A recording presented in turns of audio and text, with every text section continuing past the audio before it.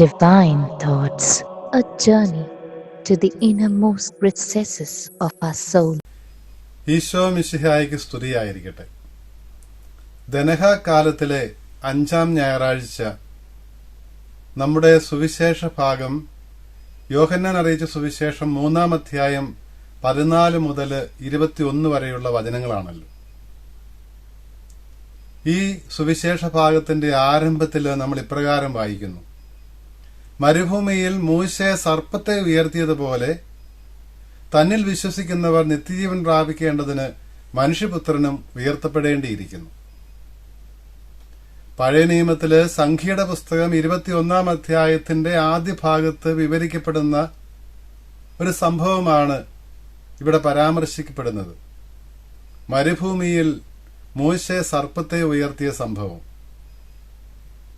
പശ്ചാത്തലം ഇതാണ്: മിസ്രയീമിൽ നിന്ന്, അടിമത്തത്തിൽ നിന്ന് വിമോചിതരായ ജനം മൂശയുടെ നേതൃത്വത്തില് മരുഭൂമിയിലൂടെ വാഗ്ദത്ത നാട്ടിലേക്ക് യാത്ര ചെയ്യുമ്പോൾ അവർക്ക് വിശപ്പും ദാഹവും അനുഭവപ്പെട്ടപ്പോൾ ദൈവമാണ് സ്വർഗത്തിൽ നിന്ന് അത്ഭുതകരമായി മന്ന നൽകി അവരെ സംരക്ഷിച്ചു പോന്നത്.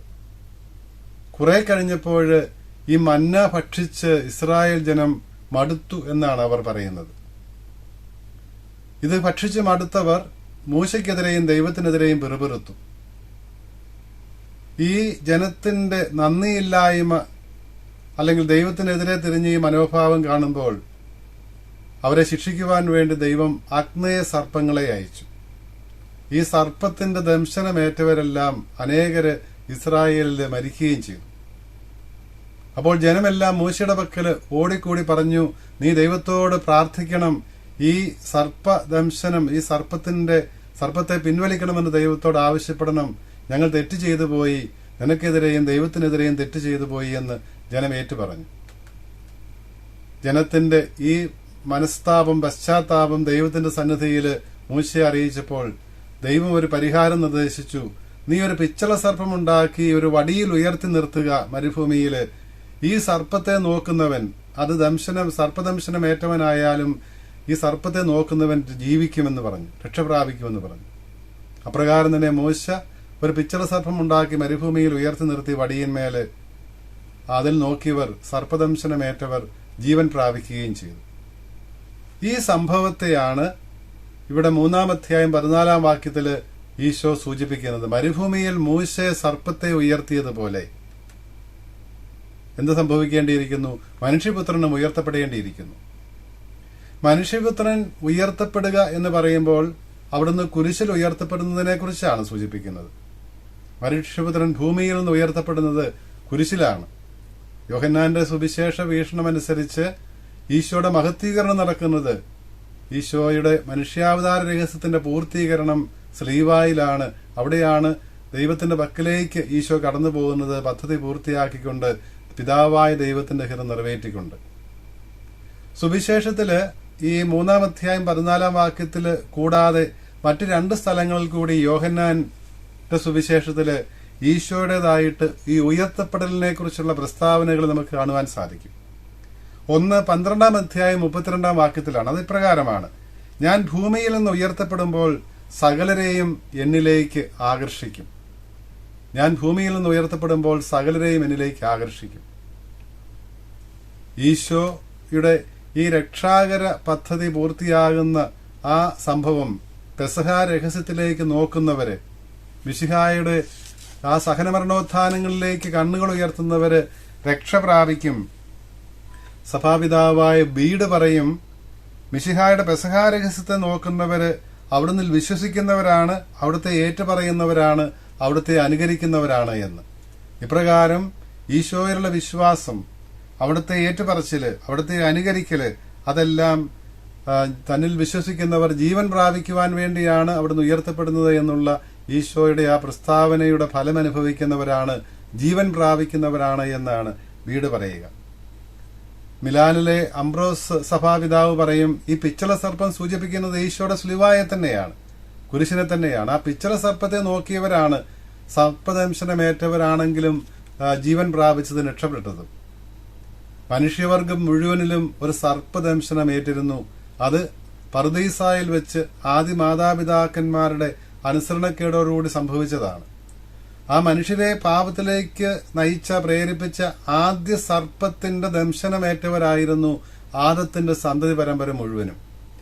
ഈ സർപ്പദംശനമേറ്റ മനുഷ്യവർഗം കുരിശിൽ ഉയർത്തപ്പെടുന്ന മിശിഹായിലേക്ക് നോക്കുമ്പോൾ രക്ഷ പ്രാപിക്കും, ജീവൻ പ്രാപിക്കുമെന്നാണ് ഈശോ പറഞ്ഞത്. അതുകൊണ്ടാണ് 12-ാം അധ്യായം 32-ാം വാക്യത്തിൽ ഈശോ പറഞ്ഞത്, ഞാൻ ഉയർത്തപ്പെട്ട് കഴിയുമ്പോൾ സകല മനുഷ്യരെയും എന്നിലേക്ക് ആകർഷിക്കുമെന്ന്. മറ്റൊരു സന്ദർഭം 8-ാം അധ്യായം 28-ാം വാക്യത്തിലാണ്. ഇത് ഇപ്രകാരമാണ്, നിങ്ങൾ മനുഷ്യപുത്രനെ ഉയർത്തിക്കഴിയുമ്പോൾ ഞാൻ ആകുന്നുവെന്നും ഞാൻ സ്വന്തമായൊന്നും സ്വമേധയാ ഒന്നും ചെയ്യുന്നില്ല എന്നും പിന്നെ പിതാവ് എന്നെ പഠിപ്പിച്ച കാര്യങ്ങൾ മാത്രമേ പറയുന്നുള്ളൂ എന്നും നിങ്ങൾക്ക് മനസ്സിലാകും. അപ്പോൾ 3 കാര്യങ്ങളാണ് ഈശോ പറയുന്നത്. ഞാൻ കുരിശിൽ ഉയർത്തപ്പെട്ട് കഴിയുമ്പോൾ ഞാൻ ആകുന്നു എന്ന് നിങ്ങൾ മനസ്സിലാകും. ഐ ആം ഹൂ ആം എന്ന് മനസ്സിലാകും. പുറപ്പാട് പുസ്തകത്തിൽ മോശയ്ക്ക് മുൾപ്പടർപ്പിൽ വെച്ച് ദൈവം വെളിപ്പെടുത്തിയ ദൈവത്തിന്റെ പേരാണല്ലോ ഞാൻ ആകുന്നവനാകുന്നു എന്നുള്ളത്. അപ്പോൾ ആ മുൾപ്പടർപ്പിലെ മോശയ്ക്ക് വെളിപ്പെടുത്തിയ അബ്രാഹത്തിന്റെയും ഇസ്ഹാക്കിന്റെയും യാക്കോബിന്റെയും ദൈവം തന്നെയാണ് ഈ മനുഷ്യനായി അവതരിച്ചിരിക്കുന്ന ദൈവപുത്രനാണ് ഈ മനുഷ്യപുത്രൻ നസറായനായ ഈശോ എന്ന് ലോകത്തിന് വ്യക്തമാകുന്നത് അവിടുന്ന് കുരിശിൽ ഉയർത്തപ്പെടുമ്പോഴാണ് എന്നാണ് 8-ാം അധ്യായം 28-ാം വാക്യത്തിൽ ഈശോ പറയുന്നത്. അത് മാത്രമല്ല, ഈശോ സ്വമേധയാ ഒന്നും ചെയ്യുന്നില്ല, പിതാവ് പറയുന്നത് മാത്രമേ ഉള്ളൂ, അവിടുന്ന് പഠിപ്പിച്ചത് മാത്രമേ അവിടുന്ന് അനുസരിക്കുന്നുള്ളൂ എന്നും ലോകത്തിന് വ്യക്തമാകാൻ പോകുന്നത് ഈ കുരിശിൽ ഉയർത്തപ്പെടലിലൂടെയാണ് എന്ന് 8-ാം അധ്യായത്തിൽ ഈശോ വ്യക്തമാക്കുന്നുണ്ട്. അതുകൊണ്ടാണ് സഭാപിതാവായ അലക്സാണ്ട്രിയയിലെ സിറിൽ പറയും, ഈ അവിടുന്ന് ഉയർത്തപ്പെടുന്നത് ലോകം മുഴുവനും കാണപ്പെടാൻ വേണ്ടിയിട്ടാണ്.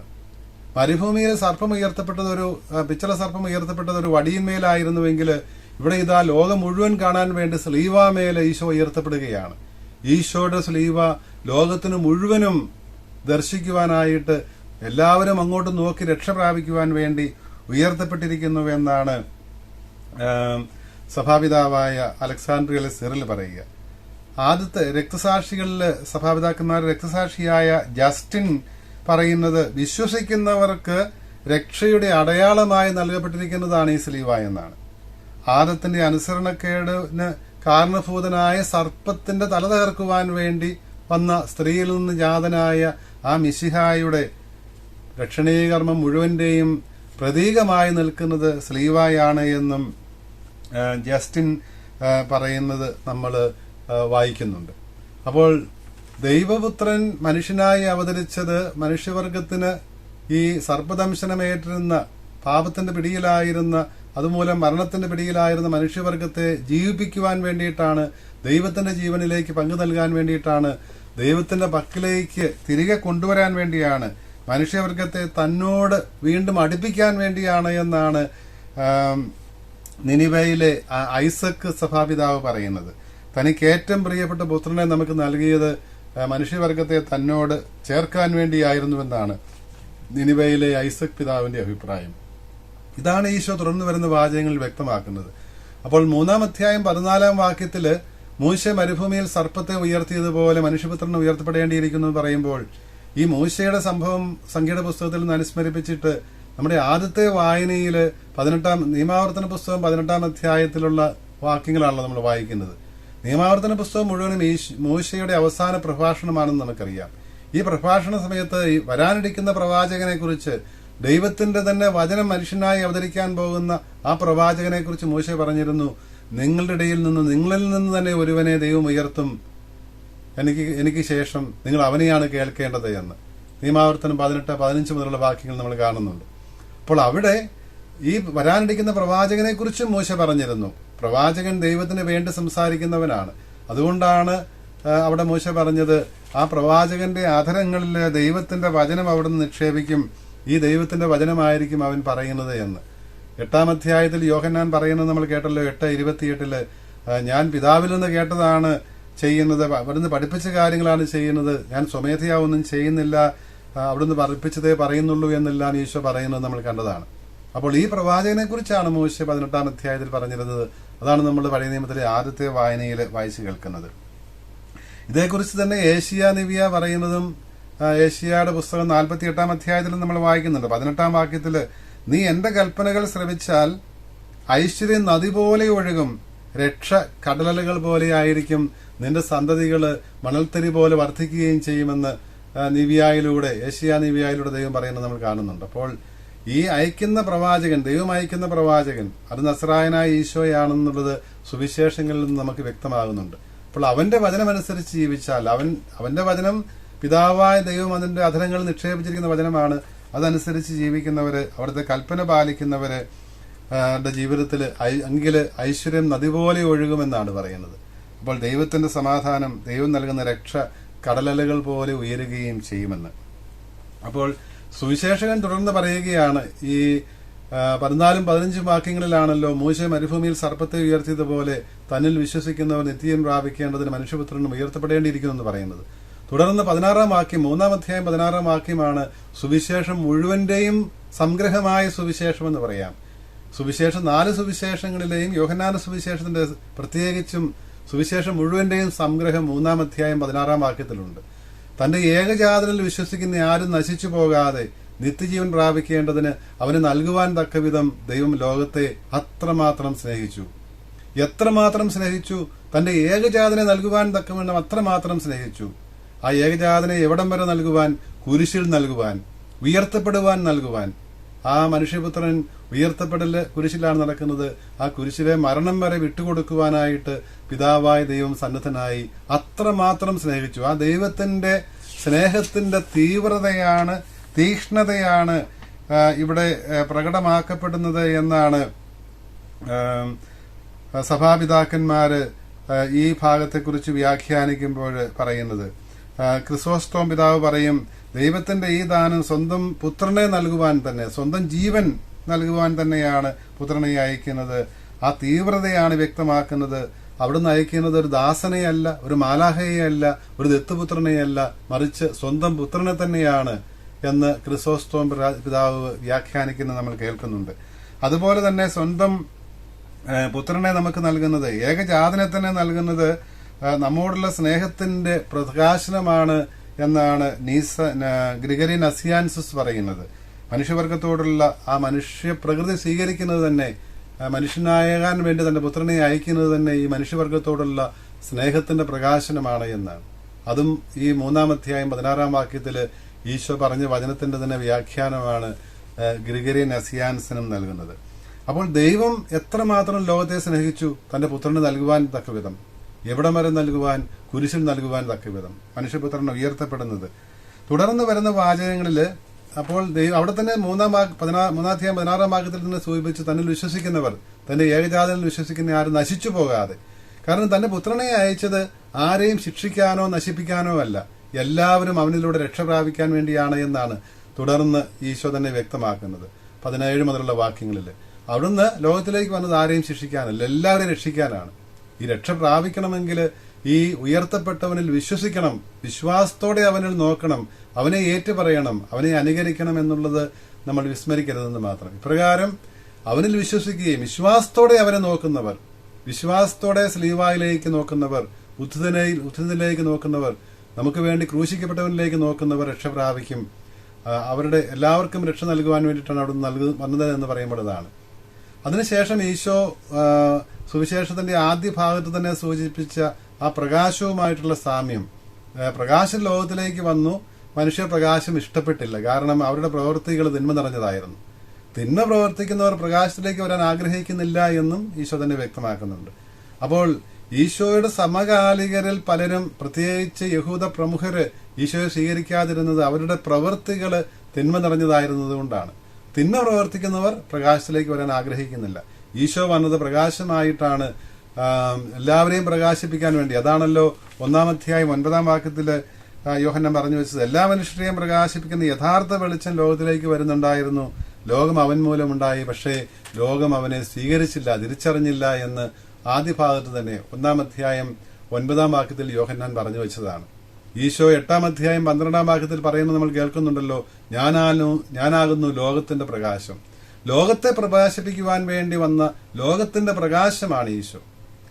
ഈ ലോകപ്രകാശമായി മിശിഹായിലേക്ക് വരുവാൻ, അവിടുന്നിലേക്ക് വരുമ്പോൾ, അവിടുന്ന് വിശ്വസിക്കുമ്പോൾ നമ്മുടെ തന്നെ പ്രവൃത്തികൾ പ്രകടമാകും. അത് പ്രകടമാകാൻ ആഗ്രഹിക്കാത്തവരാണ്, അല്ലെങ്കിൽ അത് മനുഷ്യരുടെ മുമ്പിൽ വെളിപ്പെടാൻ ആഗ്രഹിക്കാത്തവരാണ് എന്ന് പറഞ്ഞാൽ അത് അങ്ങനെ ആഗ്രഹിക്കാത്തവർ തിന്മ ചെയ്യുന്നവരാണ്, അന്ധകാരത്തിൽ കഴിയുന്നവരാണ്. അവരിഷ്ടപ്പെടുന്നത് അന്ധകാരത്തെയാണ്. അങ്ങനെയുള്ളവർക്ക് പ്രകാശത്തിലേക്ക് വരാതിരിക്കുന്നത് കൊണ്ട് പ്രകാശമായി മിശിഹായാൽ പ്രശോഭിതരാകാൻ സാധിക്കാതെ പോകും. അപ്പോൾ ദൈവത്തിൽ വിശ്വസിക്കുന്നവർ, പ്രകാശത്തിലേക്ക് വരുന്നവർ ദൈവത്തിന്റെ പ്രവർത്തികൾ ചെയ്യും. അവരുടെ പ്രവർത്തനങ്ങൾ ദൈവത്താൽ ചെയ്യപ്പെടുന്നവയാണ് എന്ന് വെളിപ്പെടുകയും ചെയ്യുമെന്ന് പറഞ്ഞുകൊണ്ടാണല്ലോ ഇന്നത്തെ സുവിശേഷ ഭാഗം അവസാനിക്കുന്നത്. ദൈവത്തിൽ വിശ്വസിക്കുന്നവർ, ഈശോയിൽ വിശ്വസിക്കുന്നവർ, അവരുടെ പ്രവർത്തികൾ പ്രകാശത്തിന്റെ പ്രവർത്തികളാകും. പ്രകാശത്തിന്റെ ആകും അവർ വർത്തിക്കുന്നത്. പ്രകാശത്തിന്റെ പാതയിലൂടെയായിരിക്കും അവർ ചരിക്കുന്നത്. ഇതേക്കുറിച്ചാണ് ഹെബ്രായ ലേഖകൻ 6-ാം അധ്യായം 9 മുതലുള്ള വാക്യങ്ങൾ നമ്മോട് പറയുന്നത്. ഈ ഹെബ്രായ സമൂഹത്തെ അനുസ്മരിച്ചുകൊണ്ട്, അവരിൽ നിന്ന് ക്രൈസ്തവരായവരെ അനുസ്മരിച്ചുകൊണ്ട്, അനുമോദിച്ചുകൊണ്ട് ശ്ലീഹ പറയുകയാണ്, വിശുദ്ധർക്ക് നിങ്ങൾ ചെയ്യുന്നതുമായ ശുശ്രൂഷ അതൊരിക്കലും ദൈവം വിസ്മരിക്കുകയില്ല. ദൈവ നാമത്തോട് കാണിച്ചിട്ടുള്ള സ്നേഹം അവിടുന്ന് വിസ്മരിക്കുകയില്ല. നമുക്ക് ഇനി ആവശ്യമായിട്ടുള്ളത് എന്താണ് എന്ന് 11-ാം വാക്യത്തിൽ പറയുകയാണ്. പ്രത്യാശയുടെ പൂർത്തീകരണത്തിനായി ഇതുവരെ കാണിച്ചിട്ടുള്ള ഈ താല്പര്യം, വിശുദ്ധരോട് കാണിച്ചിട്ടുള്ള ആ താല്പര്യം, ദൈവനാമത്തോട് കാണിച്ചിട്ടുള്ള ആ സ്നേഹം, അത് നഷ്ടപ്പെടുത്താതെ പ്രത്യാശയുടെ പൂർത്തീകരണത്തിനായി ഈ താല്പര്യം അവസാനം വരെ നമുക്ക് കാത്തു സൂക്ഷിക്കാം. ഉദാസീനരാകാതെ വിശ്വാസവും ദീർഘക്ഷമയും വഴി ഈ വാഗ്ദാനം അവകാശമാക്കിയവരെ നമുക്ക് അനുകരിക്കാം എന്നാണ് ഹെബ്രായ ലേഖകൻ പറയുന്നത്. ഈ വിശുദ്ധ വത്സരത്തിന്റെ 2025 വിശ്വാസ പ്രഘോഷണമായിട്ട് മാർപ്പാപ്പ നിർദ്ദേശിച്ചിരിക്കുന്നതും പ്രത്യാശയുടെ തീർത്ഥാടകർ എന്നുള്ളതാണല്ലോ. നമ്മൾ പ്രത്യാശയുടെ തീർത്ഥാടകരാണ്. അതേ കാര്യം തന്നെയാണ് ഹെബ്രായ ലേഖകൻ 6-ാം അധ്യായം 11-ാം വാക്യത്തിലും പറയുന്നത്. ഈ പ്രത്യാശയുടെ പൂർത്തീകരണത്തിനായി താല്പര്യം, നമുക്ക് കാണിക്കുന്ന ഈ താല്പര്യം, സ്നേഹത്തിന്റെ പ്രവർത്തികള്, ദൈവനാമത്തോടുള്ള നമ്മുടെ ആ ബഹുമാനം, ദൈവത്തോട് തന്നെയുള്ള ആ സ്നേഹം, ആ താല്പര്യം, ദൈവത്തോടും സഹോദരരോടുമുള്ള ആ താല്പര്യം നമുക്ക് തുടർന്ന് പ്രകടിപ്പിക്കാം, അത് മുറുകെ പിടിക്കാം. അങ്ങനെ നമുക്ക് പ്രകാശത്തിന്റെ മക്കളാകാമെന്നാണ് ഹെബ്രായ ലേഖകനും നമ്മെ അനുസ്മരിപ്പിക്കുന്നത്. നമുക്ക് വേണ്ടി കുരിശിൽ ഉയർത്തപ്പെട്ട, നമുക്ക് വേണ്ടി രക്ഷ പ്രദാനം ചെയ്യുവാൻ വേണ്ടി കുരിശിൽ ഉയർത്തപ്പെട്ട, ജീവൻ പോലും സമർപ്പിച്ച ആ ദൈവത്തിന്റെ പുത്രൻ, അവനിലാണ് നമ്മുടെ വിശ്വാസം. ആ വിശ്വാസം നമുക്ക് ഏറ്റുപറയാം. അവന്റെ മാതൃക നമുക്ക് അവന്റെ അനുകരിക്കാം. അവന്റെ വചനങ്ങൾ അനുസരിച്ച് നമ്മുടെ ജീവിത വഴികൾ ക്രമീകരിക്കുകയും ചെയ്യാം. അപ്പോൾ അവിടുന്ന് പ്രദാനം ചെയ്യുന്ന ആ നിത്യജീവനിൽ നിശ്ചയമായും നമുക്കും പങ്ക് ലഭിക്കും. ദൈവം നമ്മളെ അനുഗ്രഹിക്കട്ടെ.